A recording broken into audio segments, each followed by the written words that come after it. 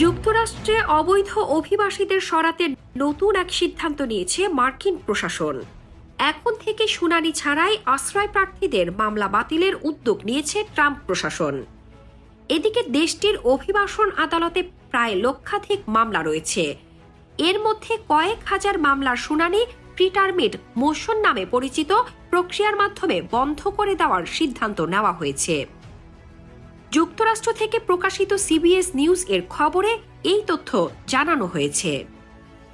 প্রশাসনের এই নতুন পদক্ষেপকে অভিবাসন আইনজীবীরা বলছেন আশ্রয় প্রার্থীদের আইনি অধিকার খর্ব করার পরিকল্পনা। তারা দাবি করছেন মামলাগুলো বন্ধ করে আবেদনকারীদের এমন তৃতীয় দেশে পাঠানোর চেষ্টা চলছে যেগুলো তাদের নিজস্ব মাতৃভূমিও নয়। সিবিএস নিউজ ও রয়টার্সের প্রতিবেদনে বলা হয়েছে, সাম্প্রতিক সপ্তাহগুলোতে এই নীতি আরও জোরদার হয়েছে। Atlanta, New York, Miami, Los Angeles, San Francisco এবং টেক্সাস সহ যুক্তরাষ্ট্রের বিভিন্ন অভিবাসন আদালতে আইনি প্রক্রিয়া চলমান। বহু আশ্রয় প্রার্থী এখন এই পদক্ষেপের মুখে পড়ছেন। খবরে বলা হয়েছে, অভিবাসন আদালত যুক্তরাষ্ট্রের বিচার বিভাগের অধীনে একটি প্রশাসনিক প্রতিষ্ঠান, যেখানে বিচারকরা নিয়োগপ্রাপ্ত সরকারি কর্মকর্তা। সেখানে সরকারের পক্ষ থেকে প্রতিনিধিত্ব করে immigration and customs enforcement ICE. এই নতুন প্রক্রিয়ায় আইসের আইনজীবীরা বিচারকদের কাছে আবেদন করছেন যেন তারা কোনো শুনানি ছাড়াই মামলাগুলো খারিজ করে দেন। তাদের যুক্তি, যেসব আশ্রয় প্রার্থী নিজেদের দেশে নিপীড়নের আশঙ্কা দেখাচ্ছেন তাদের অন্য একটি নিরাপদ দেশে পাঠানো সম্ভব।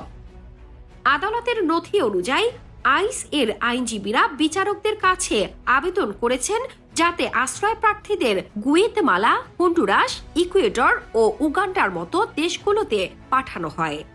সেসব দেশ যুক্তরাষ্ট্রের সঙ্গে দ্বিপাক্ষিক চুক্তি স্বাক্ষর করেছে, যেখানে তারা অন্য দেশের নাগরিকদেরও গ্রহণ করতে রাজি হয়েছে।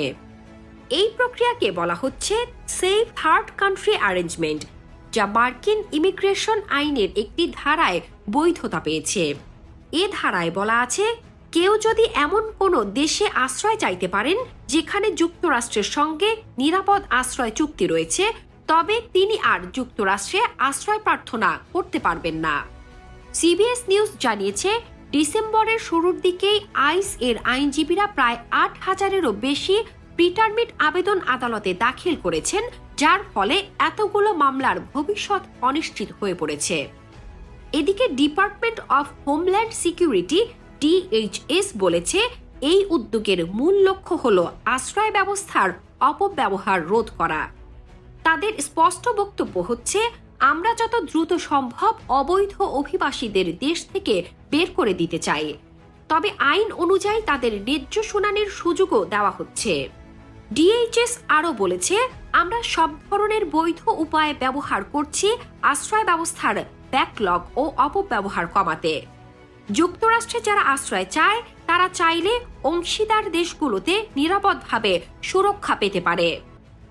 তবে অভিবাসন আইনজীবীরা বলছেন, এটি আসলে আশ্রয় প্রক্রিয়া বন্ধ করার একটি কৌশল। নিউ ইয়র্কের আইনজীবী ডেভিড ট্রাইস্টার বলেন, এই মানুষগুলো নিয়ম মেনে আশ্রয় আবেদন করেছে, আদালতে হাজির হচ্ছে, কিন্তু এখন তাদের মৌলিক অধিকারই কেড়ে নেওয়া হচ্ছে। অভিবাসন বিশেষজ্ঞরা বলছেন, প্রিটারমিট মোশন পদ্ধতি ব্যবহার করে ট্রাম্প প্রশাসন কার্যত আশ্রয় প্রার্থীদের আইনগত শুনানির অধিকার খর্ব করছে।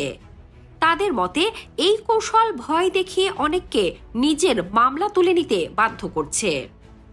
দ্য নিউ ইয়র্ক টাইমস এর বিশ্লেষণে বলা হয়েছে, ট্রাম্প প্রশাসনের এই পদক্ষেপ যুক্তরাষ্ট্রের ঐতিহ্যগত আশ্রয় ব্যবস্থাকে মৌলিকভাবে বদলে দিচ্ছে।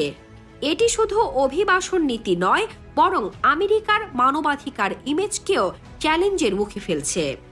প্রতিবেদনে আরও বলা হয়, এই নীতি কার্যকর হলে হাজার হাজার শরণার্থী বা নিপীড়নের শিকার মানুষ বাস্তবে আর যুক্তরাষ্ট্রে আশ্রয় পাওয়ার সুযোগই পাবে না।